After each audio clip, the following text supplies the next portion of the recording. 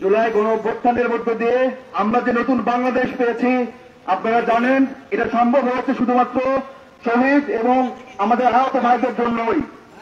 আমরা জানি এই আহতদের চিকিৎসা তারা সরকারের বিভিন্ন সরকারি বেসরকারি হাসপাতালে সেই জুলাই থেকে অগস্টে বিভিন্ন জায়গায় চিকিৎসা করেছে। অভ্যুত্থানের মধ্য দিয়ে তারা যে তাদের যে কষ্ট, এই কষ্টের জন্য তারা যে সুচিকিৎসা থেকে বঞ্চিত হচ্ছে তার প্রমাণ আমরা ঢাকা মেডিকেল কলেজে দেখতে পাচ্ছি। ঢাকা মেডিকেল কলেজে কর্মরত থাকায় আমরা দেখতে পাই এই আহতরা আউটডোরের এক দরজা থেকে আরেক দরজায় যায়। তারা সকাল থেকে দুপুর পর্যন্ত বিভিন্ন দরজায় ঘোরাফেরা করে। এইভাবে যদি চলতে থাকে তাহলে আমাদের আন্দোলনের স্পিরিট এখানে কমে যাওয়া উচিত। আমরা বলতে চাই এই আহতদের চিকিৎসা আমি এই রাষ্ট্রের কাছে আহ্বান করি একটা নির্দিষ্ট সেন্টার থেকে হওয়া উচিত এবং সারা বাংলাদেশে একটা সেন্টার থেকে সেন্ট্রালি কোঅর্ডিনেশন করা হবে। এই আহতদের চিকিৎসায় এখন পর্যন্ত আমাদের কাছে যে ডেটা আছে সেটাতে প্রায় 20 থেকে 30 হাজার আহত আছেন। তাদের মধ্যে 2 চোখ অন্ধ এরকম সংখ্যা প্রায় 446, এটা আরো বাড়ছে। যাদের অঙ্গহানি হয়েছে শতাধিক সংখ্যা, যাদের হাত পা বিকলাঙ্গ আছে তারা হাত পা হয়তো বা কোনোদিন নাড়াচাড়া করতে পারবে না, তাদেরকে দীর্ঘদিন ধরে ফিজিওথেরাপিতে রিহ্যাবিলিটেশন করতে হবে। তাই এই সংখ্যাটা অনেক বেশি।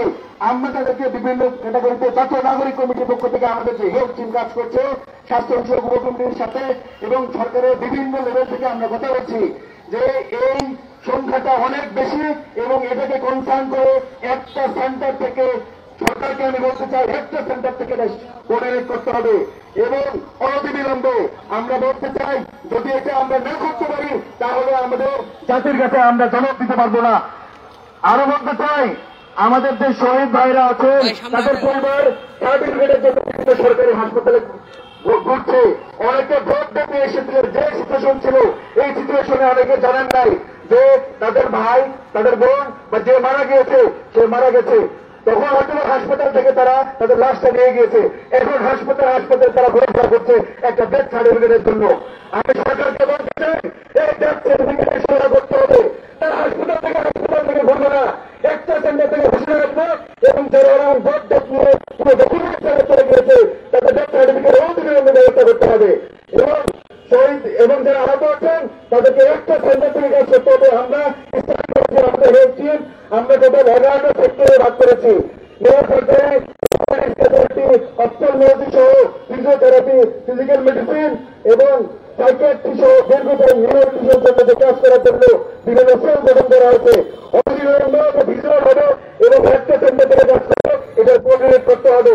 তাই আমি বলতে চাই যারা আহত আছেন তারা আপনারা আশাহত হবেন না, আমরা কাজ করছি এবং সরকারের প্রতি আহ্বান জানাচ্ছি যত দ্রুত সম্ভব এটাকে স্টুডেন্ট করে আমরা বিভিন্ন লেভেল থেকে বসেছি এবং কাজ করছি যত দ্রুত সম্ভব তাদের রিহ্যাবিলিটেশন ব্যবস্থা করতে হবে। আমরা জানি যে বিভিন্ন বাইরে থেকে যাচ্ছে এবং বিভিন্ন টিম এসছে, আমরা দেখেছি চায়না থেকে টিম এসেছে, আজকে নেপাল থেকে এসেছে এবং বিভিন্ন দেশ থেকে আসবে। যারা আহত হচ্ছেন তাদের চিকিৎসা বাংলাদেশে সম্ভব না। আমি সরকারকে বলতে চাই এই স্পেশাল বিশেষজ্ঞ টিম যদি মনে করে তাদের চিকিৎসা বিদেশকে ভালো হবে, তাদেরকে বিদেশে চিকিৎসা ব্যবস্থা করতে হবে এবং যাদের চিকিৎসা বাংলাদেশে হবে একটা সেন্টার থেকে রিহ্যাবিলিটেশন করতে হবে। সময়ের মধ্যে আমি বলতে চাই যে এটা তাকে শেষ করতে হবে। তাই বলে আমি ধন্যবাদ জানাচ্ছি সবাইকে।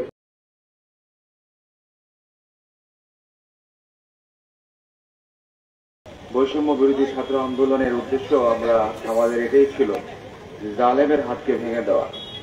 আমার ছোট ভাই মোহাম্মদ নাহিদুল ইসলাম মাদ্রাসাতুল কুরআন আল আরাবিয়াতে প্রথম বর্ষে মাদ্রাসা হিসাবে পড়ত।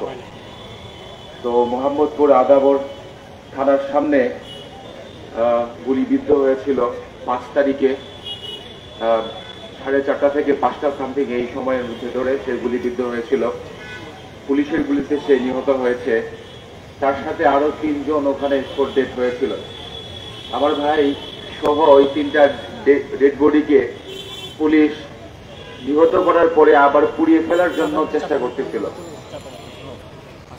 তাদের থানার সামনে যে পরিত্যক্ত গাড়িগুলো আছে এরা নিজেরাই ওই গাড়িগুলোতে আগুন জ্বালিয়ে 3টা লাশকে পুড়ে ফেলার চেষ্টা করছে। 2টা পারে নাই। আমার ছোট ভাই নাহিদের অর্ধেক বডি পুড়ে ফেলার চেষ্টা করছে।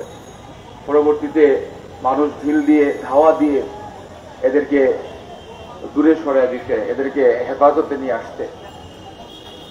এরপরে আমার ছোট ভাই নাহিদুল ইসলামকে আমরা পেয়েছি পরের দিন সরওয়ার্দী হসপিটালে সকাল 9টার দিকে।